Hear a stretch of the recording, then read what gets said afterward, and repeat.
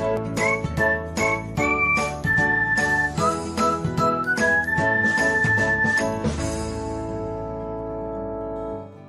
everyone, welcome back to another episode of Technologyglance.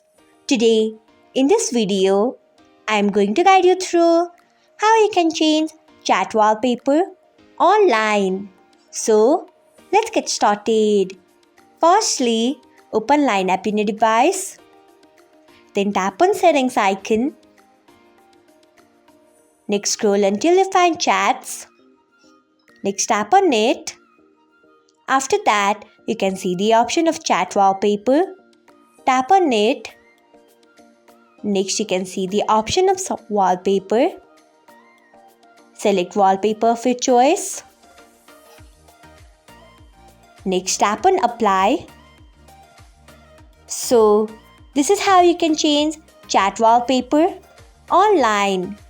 Thanks for watching.